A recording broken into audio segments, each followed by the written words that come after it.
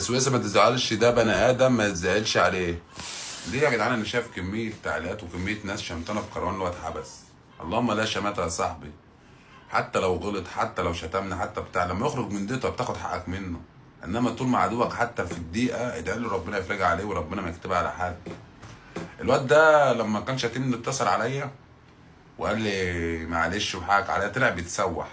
وبعدين انت ما تعرفوش على كروان يا جدعان، عنده اعاقه في رجليه ربنا يشفيه. كروان رجليه ما بيقدرش يمشي عليها وبيتسوح. صدقني الواد ده بيتسوح جامد.